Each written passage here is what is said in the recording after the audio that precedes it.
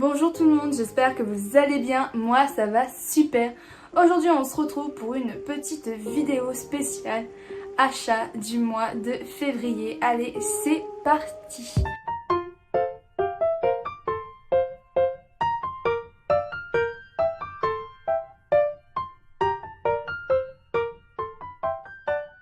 Donc on va se retrouver avec une petite pile à lire, un magnifique petit livre, etc. comme d'habitude.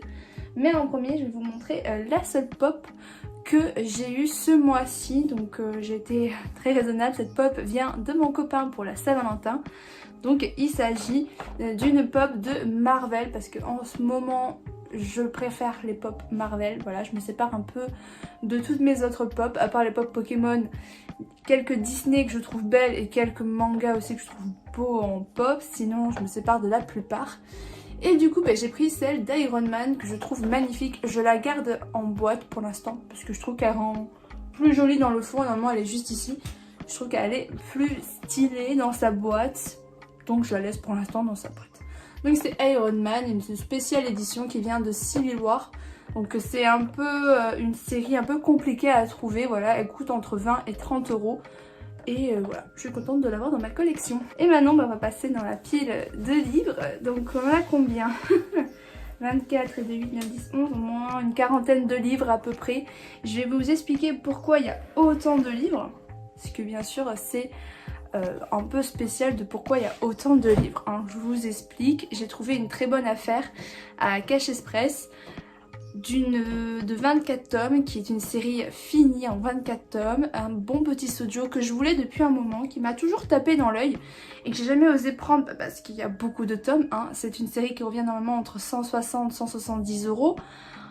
Je l'ai eu pour 34,50 €. Voilà, très clairement. Donc voilà, c'est la série LDK. Donc là, on a du tome 1 au tome 10. Après les tomes ne sont pas non plus en très follement magnifique état. On peut voir que les pages sont un peu jaunies, le tome 1 est un peu arraché. Mais sinon on a des tomes quand même en très bon état, j'ai aucune page arrachée, rien du tout. Les tranches sont un peu... On va poser ça. Sont un peu abîmées de temps en temps, mais sinon franchement ça fait le taf. Je les pose, je vous montre un petit peu les pages, les covers, on va y arriver. Voilà, c'est très beau. Pour l'instant, je suis au tome 16, voilà. Non, 15, au tome 15. Je dois lire le 15 et le 16, etc. Donc je vais pouvoir vous parler un peu jusqu'au tome 15 de cette série. Hop, voilà. Les covers sont quand même très belles. Très jolies. Hop. Tac. Là on a le dernier petit tome, le tome 24. Donc le tome d'un prix... Le tome... Je dis des bêtises. Le prix du tome est à 1,50 € alors que le prix basique c'est 6,90 €. Donc je me suis fait une bonne marge dessus. Je les ai vus, je peux vous dire, j'ai pas cherché midi 14h, j'ai carrément pris un intégral à ce prix là. On ne se prive pas, très clairement. Donc du coup, l'histoire, si vous ne connaissez pas, déjà c'est un petit sojo qui vient de chez Pika Édition. C'est l'histoire d'une jeune lycéenne qui se retrouve à vivre toute seule parce que son père a été muté et elle ne veut pas quitter ses amis. Donc du coup, elle reste dans la même ville, donc dans le même lycée, etc. Et elle se trouve un appartement dans une petite résidence voilà, spéciale. Les appartements qui sont collés, voilà, bref, le topo du Japon. Et du coup, elle va rencontrer son nouveau voisin de palier, genre sa porte elle est là, la porte du voisin est là. Et ça va être quelqu'un de son lycée et pas n'importe qui, c'est le beau gosse du lycée, le playboy, le mec que toutes les filles veulent, etc. Le super sportif, super intelligent, etc. Voilà. Truc typique du shoujo. Et il va se passer qu'il va avoir un petit problème dans son appartement à cause de la fille. Et ils vont se retrouver en colocation dans le même appartement. Donc on va voir un peu les péripéties de cette colocation qui va finir évidemment, bien sûr, je ne vous spoilerai pas du tout, hein, mais en relation amoureuse. Évidemment c'est un shoujo, ça paraît logique. Donc du coup on voit un peu tout ça, c'est très mignon. Il y a beaucoup de profondeur au niveau du passé du jeune garçon. Donc on voit un petit peu pourquoi il est comme ça avec la fille. On découvre un peu beaucoup dessus. Et je trouve que c'est bien amené, c'est bien. On a comment on dit, des adversaires amoureux on va dire, d'autres prétendants qui arrivent des deux côtés. Donc on a un peu toutes ces histoires. On a les histoires sur quoi, comme quoi les parents vont s'opposer à ce que leur fille vive avec un garçon, ce qui est tout à fait normal. On va voir un peu tout ça, on va rencontrer les familles de chaque, on va voir d'autres histoires d'amour qui vont se créer à côté, etc. etc. Donc c'est vraiment pas mal. Donc, comme j'ai dit, j'ai encore presque 10 tomes à lire, 9 tomes encore à lire. Donc on va voir et je vous dirai si j'y pense dans un prochain haul, ce que j'ai pensé du coup de tous les tomes et est-ce que je garderai cette série ou non. Parce que le problème c'est quand tu atteins les 800 tomes, bah ça devient compliqué à stocker.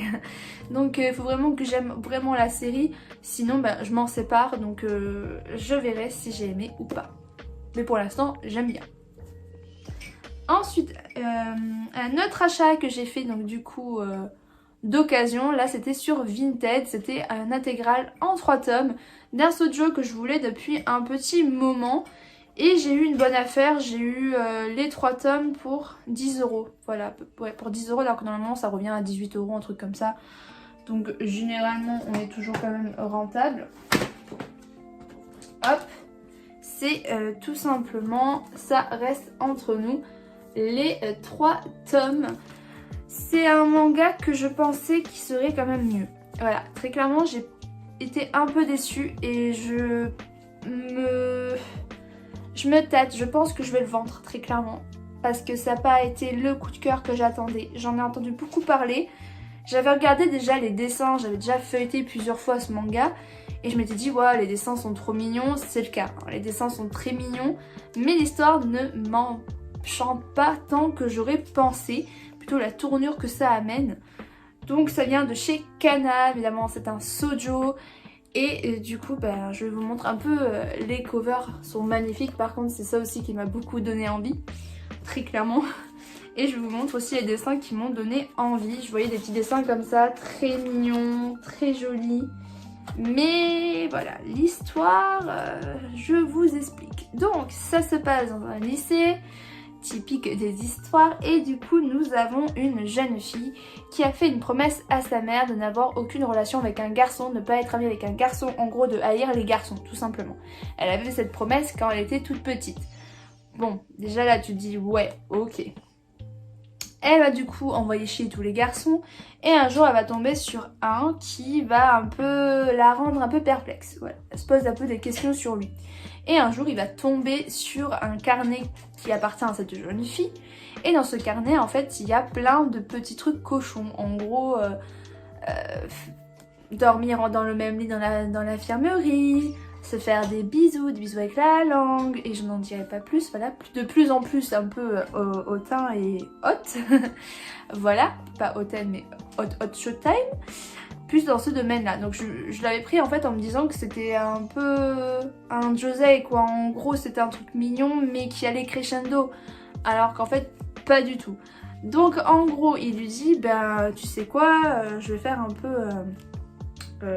pareil, comment on dit, je vais faire un échange avec toi, je te rends le carnet et en échange on va faire toutes ces choses qui sont écrites. Donc je me suis dit, en lisant j'étais en mode oh mais trop chaud, vas-y, on va voir un peu ce que ça donne, une coincée avec un mec avec un petit beau gosse machin et tout, à tête d'ange, ça peut être pas mal.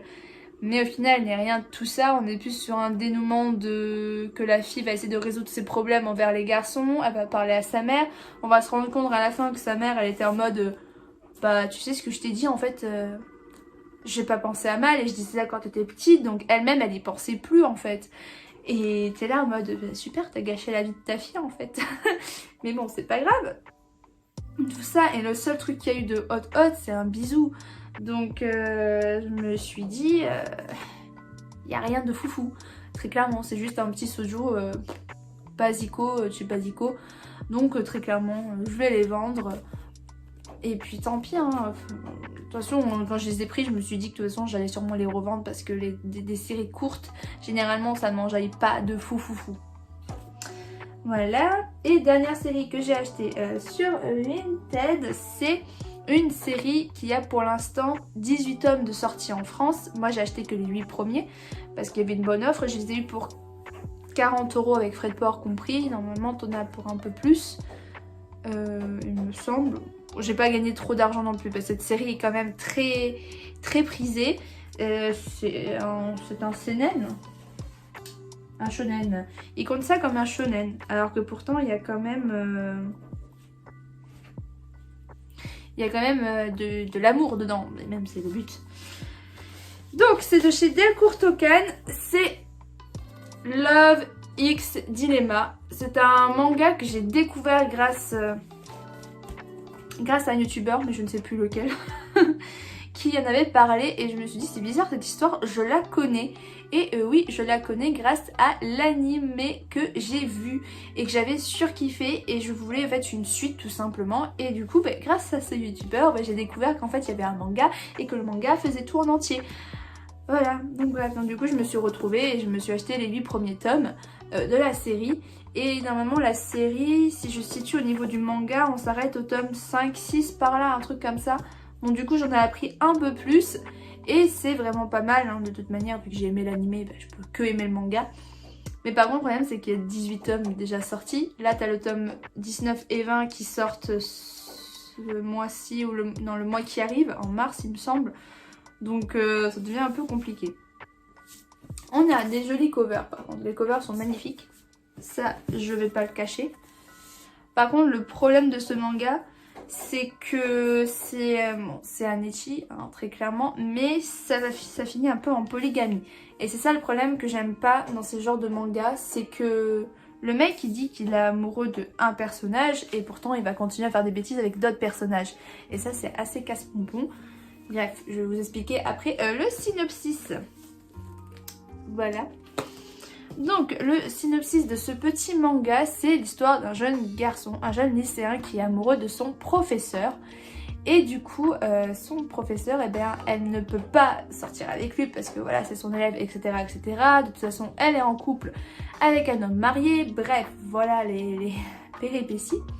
Et du coup, il va coucher avec une fille, tout simplement parce qu'il n'est pas bien. Et cette fille, elle est amoureuse de quelqu'un ou je ne sais plus quoi, elle n'est pas bien non plus. Donc bref, ils couchent ensemble.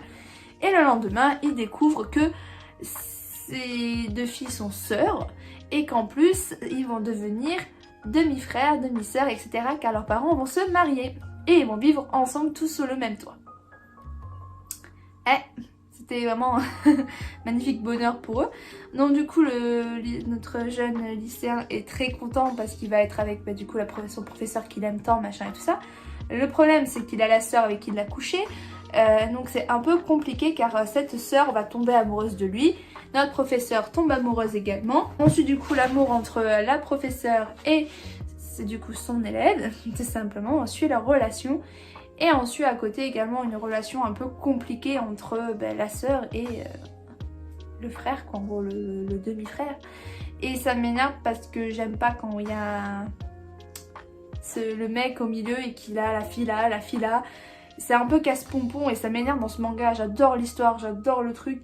Mais arrêtez de lui mettre un milliard de filles. Genre là t'as une autre fille du club qui l'aime, t'as une autre fille machin qui l'aime, après t'as nana. C'est bon, stop, vous pouvez pas faire un truc simple les japonais, juste un garçon, une fille qui s'aiment. Simple. Non, il faut que ce soit un truc bizarre là pour ce manga en tout cas. Du coup c'est assez compliqué. Mais bon. Bref, apparemment là ça avance et j'ai hâte d'avoir la suite. Parce que du coup notre professeure a disparu, elle a quitté l'école parce que tout le monde a été mis au courant. En gros les professeurs ont découvert la relation entre professeur et élève, et c'est un tabou, donc du coup elle a été limite virée. Et elle est partie dans un autre lycée, mais personne de la famille ne sait où elle est, personne. Et du coup on attend de voir comment ils vont se retrouver, comment ils vont se remettre ensemble, etc. etc. Et du coup la sœur et le garçon ne font rien. Genre avant ils s'embrassaient de temps en temps, mode normal, alors qu'il était amoureux de... Bref, alors qu'il était amoureux de notre fille. Tout ça les désirs voilà, du mec, c'est tout. Et donc tout ça, ça a été arrêté, donc je ne sais pas, là franchement c'est, j'attends d'acheter vite le tome 9-10 parce que j'aime bien prendre 2 tomes par 2 tomes et avancer dans cette histoire parce que là je n'en peux plus. Bien, bah on a passé un peu tous les achats d'occasion, maintenant on va parler du neuf. Je vais pouvoir vous parler d'un manga que je vous avais pas parlé vite fait, c'est du coup le tome 31 de My Hero Academia. Il me semble que j'avais déjà montré le coffret. Il me semble, parce que de toute façon je l'ai acheté en janvier, donc oui. Ou peut-être que je ne l'avais pas montré, bref, je ne sais plus. Mais je vais pouvoir du coup vous parler de ce petit tome, le tome 31, que j'ai lu il n'y a pas si longtemps que ça, hein, je peux l'avouer. Ça fait pas longtemps que j'en ai parlé. Et franchement, bah, ce tome me donne envie de continuer à lire. Parce que j'en ai parlé un petit peu, comme quoi les derniers tomes ne m'avaient pas non plus... transporté dans ce... voilà. Mais celui-ci commence à me redonner envie d'avoir la suite et d'en savoir un peu plus sur le One for All, de savoir comment ce monde va s'en sortir face aux super vilains et comment les super héros vont en revenir peu à peu, parce que on a eu plein de héros qui ont démissionné, plein de héros qui ont été blessés, morts. Voilà, on a quand même eu pas mal de petits problèmes à cause de cet affrontement. Donc du coup j'ai hâte de savoir un peu ce qui va se passer. On découvre aussi également un peu plus le passé de Hawk, qui est juste génial d'en apprendre un peu plus parce que c'est mon perso préféré, donc je suis trop contente. Et on apprend un peu plus également sur le passé de Endeavor, je ne saurais jamais dire son nom, donc de Todoroki et de ses frères et de sa mère, du coup de Toya. On en apprend un peu plus sur lui et je trouve que c'est bien de mettre un peu, voilà, d'expliquer un peu plus de détails par rapport à leur passé, c'est vraiment pas mal. Et on a eu aussi une bonne discussion sur le One for All, d'en apprendre un peu plus, comme quoi ceux qui ne possèdent pas d'alter et qui l'ont, ça le renforce au max, alors que c'est dangereux pour ceux qui ont déjà un alter et qui le possèdent, ça réduit leur espérance de vie. Et ça c'est incroyable de l'avoir découvert. Donc franchement j'ai hâte d'avoir le tome 32, en plus il est aussi en collector. Mais bon, je sais pas si je prendrai en collector, on verra.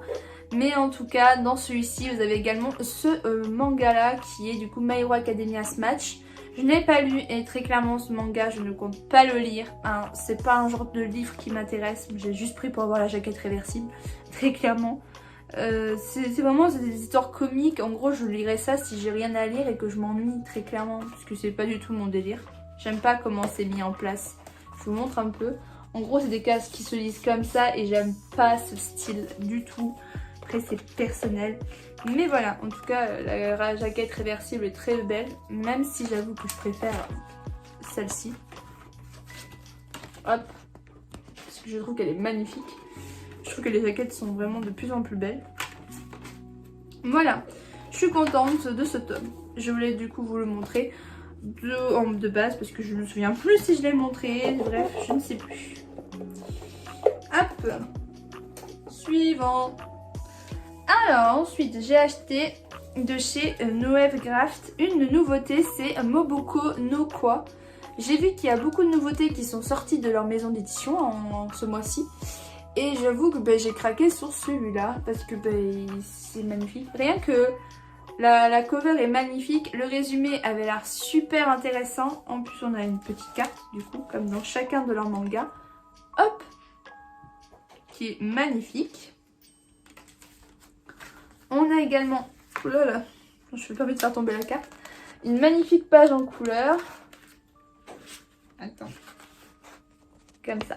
Ça c'est magnifique. Voilà. Hop, les dessins sont juste trop canons. Voilà, est-ce que j'en parle? Donc pour l'histoire, c'est une jeune fille qui est étudiante et va se prendre un petit boulot au supermarché. Elle va du coup faire la caisse, mise en rayon, etc. Un petit boulot de vendeuse tranquille. Et elle va du coup, pour elle, elle a un peu le second rôle. Bon, voilà. Bref, c'est pas... Voilà. Je sais pas trop comment expliquer ce point de vue. Mais du coup, on va la suivre un peu dans ses aventures de fille timide. Elle est vraiment renfermée sur elle-même. Elle n'ose pas parler, elle n'ose pas dire ce qu'elle ressent. Elle a peur de tout. Genre voilà, c'est vraiment le perso renfermé à 100%. Et un jour, elle va commencer à se poser des questions envers les sentiments qu'elle ressent pour cette personne qui est là en fait. Pour un jeune garçon qui travaille avec elle. Et elle va se rendre compte au fil du tome qu'elle est amoureuse de lui. Et genre dès qu'il aura une intention envers elle, c'est trop mignon parce qu'elle se met à rougir. Elle est en mode oh punaise je suis amoureuse de lui alors comment je dois faire et tout. Par exemple pour demander un numéro elle est en mode mais si je fais ça il va faire ça et tout. Elle se fait des milliards de scénarios dans la tête en disant mais non il va dire non puis il va dire oui machin et tout, et c'est assez marrant. Et on finit le tome sur en fait qu'on apprend que le mec a les mêmes sentiments mais qu'il est pareil qu'elle. En gros il se renferme à fond sur lui, il a trop peur de ce qu'elle va penser, il veut pas gêner etc. Donc du coup c'est assez marrant, donc on se demande comment ça va avancer et vraiment c'est pas mal, je le recommande. Ensuite j'ai acheté Blue Lock, le tome 6 de chez Pika. Et bonne joie à moi, je l'ai lu et j'ai également lu le tome 5 et vraiment c'est de la bombe atomique. J'ai tellement hâte que ce manga soit adapté en animé, il arrive cette année, j'ai hâte de voir ce que ça va donner. Mais le problème c'est que j'ai peur du coup de plus kiffer l'animé et du coup de lâcher le manga. Donc c'est ça qui me fait un peu peur parce que je pense que ce manga est plus beau en animé parce que du coup tu vois toute l'action du foot, toutes les actions en direct. C'est plus prenant pour moi. Donc je ne sais pas, c'est cette petite peur quand même que j'ai. Mais sinon pour l'instant je lis le manga, ça me va très bien et c'est toujours aussi prenant. Là du coup on a vu le dernier match de la... pour faire les phases etc, éliminatoires et tout. Donc le jeune garçon que moi je préfère est toujours là. Et du coup ils vont passer plusieurs phases avec plusieurs épreuves. Donc par exemple la première c'est faire 100 buts en 30 minutes il me semble, non en 50 minutes je crois, un truc comme ça. Puis après tu as la deuxième phase où c'est tu te mets en équipe de 3 et tu dois battre une équipe de 3. Si tu perds on te prend un joueur et quand tu te retrouves à 1 tu es éliminé en gros. Donc du coup on voit un petit peu tout ça comment ça marche et c'est vraiment pas mal. J'ai vraiment hâte, mais vraiment hâte d'avoir la suite. Parce que là, on a vraiment des dessins qui sont mais de plus en plus canons. Des actions. En plus, il y a les deux joueurs que je surkiffe le plus sont ensemble. Ça me fait... Je suis trop contente. Et j'ai vraiment hâte d'en voir un peu plus sur ça. J'ai surkiffé. Vraiment, j'aime trop. Ah là là là. Donc du coup, on voit qu'ils ont perdu. Et là du coup ça s'arrête comme ça où ils vont du coup devoir affronter d'autres équipes. Mais maintenant qu'ils sont plus que 2, c'est plus compliqué de gagner contre 3. Donc du coup j'ai hâte, tellement hâte d'avoir le tome 7. En plus les covers sont toujours aussi magnifiques. Ensuite j'ai pris Spice Family, le tome 7. Donc j'ai pu également lire le tome 6 que je gardais de côté pour avoir 2 tomes d'un coup. Et je sais pas trop quoi en penser de Spice Family. Je suis en train aussi de me lasser. Après je sais qu'il y a un animé qui va sortir.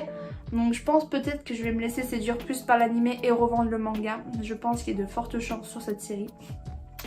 Parce que le manga j'ai de moins en moins envie de le lire. Après quand je le lis je t'avoue que moi le tome 6 je l'ai moins aimé que le tome 7. Alors que j'entends quand même plus l'inverse. Après c'est chacun son cas. Le tome 7... bon après... Ouais, bon on a vu un peu plus par rapport au père de cette jeune enfant. Du jeune garçon ici, du coup on a découvert un peu plus sur le père. On a appris quoi d'autre? On n'a pas appris grand chose en soi, hein, je suis en train de me dire. Ils ont fait un peu des missions, mais ils n'ont pas avancé trop sur la quête principale en fait du père de ce jeune garçon. Toujours assez drôle, il y a toujours des scènes assez comiques. On a vu un peu une mission du frère de la mère, en gros, de la jeune petite Annie. On a vu des petites scènes drôles par rapport à la petite Annie et ses camarades de classe. On a vu quoi d'autre? On a vu que la mère avait un nouveau truc d'assassinat. On a vu qu'ils allaient du coup faire des vacances au bord d'un bateau. Ouais, on a vu, c'est des petits trucs de famille quoi, mais c'est vrai qu'il n'y a rien de très transcendant pour l'instant. Ensuite, une pépite d'amour, c'est Valkyrie Apocalypse. Ah oui, j'ai oublié de dire que c'est chez Kurokawa. Donc, je disais Valkyrie Apocalypse, le tome 10 de chez Kiun. Et ça, c'est un de mes coups de cœur, mais genre, je surkiffe. Je surkiffe de fou. Et enfin, le combat est terminé. Enfin, Le combat contre notre dieu hindou et contre le sumo est enfin fini. Et j'avoue que je suis un peu dégoûtée sur la fin parce que bah, c'est le dieu qui a gagné. Bref, je préférais quand même le dieu. Mais du coup là, les dieux ont plus de victoires que les humains, donc je me demande comment ça va se passer. Parce que si mes souvenirs sont bons, les dieux ont une victoire de plus, il me semble, parce qu'on a le combat Poséidon machin, c'est l'autre l'humain qui a gagné. Jacques l'éventreur machin, c'est Jacques l'éventreur, donc on est à 2. 2 contre 3, il me semble.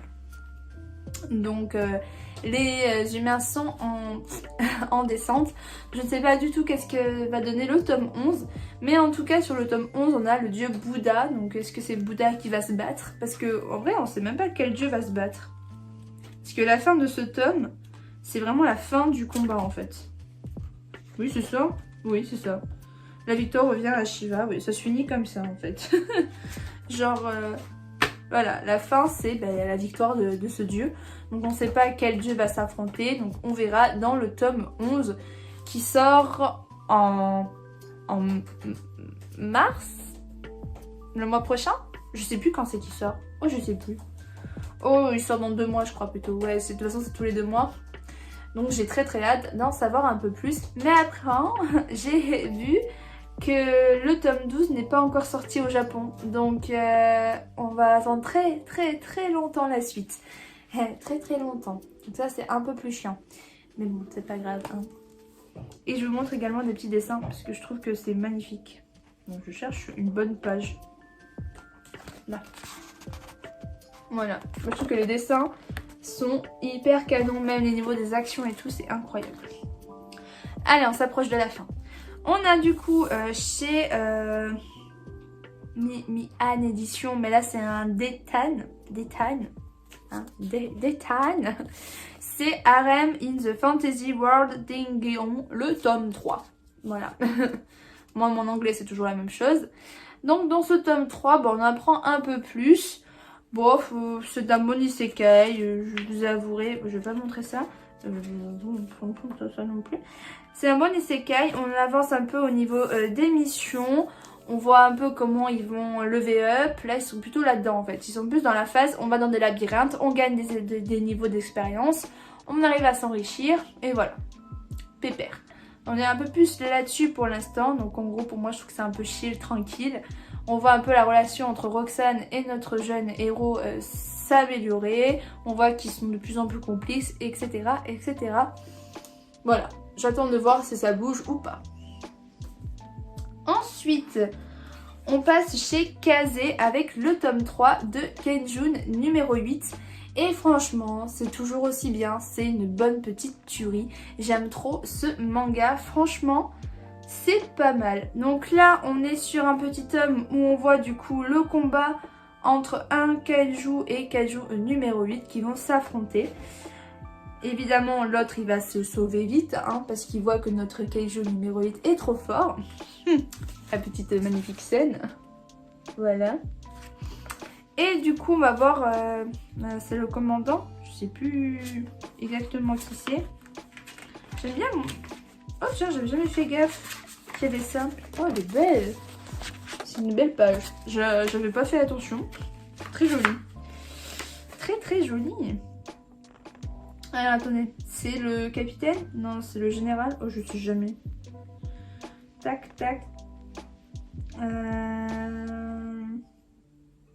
Le vice-commandant Oshina, voilà. Lui. Il va se retrouver, ils vont essayer de s'affronter. Après, on va voir un petit peu qu'il y a une attaque qui vient du coup d'un kaiju alpha. Je sais plus trop le nom qu'il donne, mais en gros, c'est un kaiju supérieur aux autres qui va du coup apparaître et on va voir tout le monde l'affronter. Et je crois que ça se finit... Ouais, c'est ça, ça se finit pendant du coup l'affrontement. C'est ça, l'arme, etc. On voit tout ça. Et on voit le vice-commandant qui se bat du coup contre le kaiju démoniaque. Et ça se finit comme ça. Ok, c'est ça. Donc on se demande comment notre jeune héros, Kafka, va du coup procéder pour éliminer ce monstre et aider le vice-commandant. Tout simplement. Donc j'aime beaucoup. En plus la cover est magnifique en jaune comme ça. C'est vraiment pas mal. Et pour finir, une nouveauté de chez Kana Dark, c'est Tougen Anki, le tome 1 et le tome 2 qui sont sortis début du mois. Et franchement, c'est pas mal.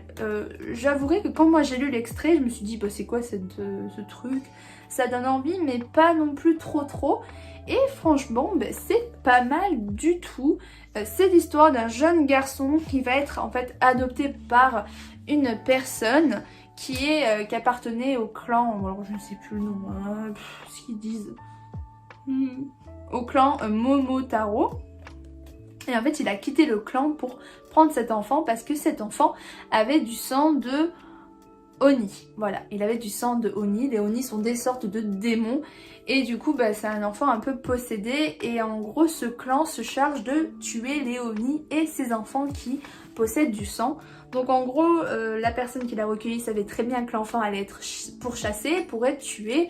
Donc il a pris des gros risques en l'adoptant, hein, tout simplement.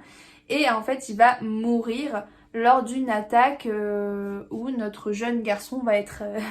où il va être la cible, tout simplement. Et comment il s'appelle le garçon? C'est Shiki, voilà.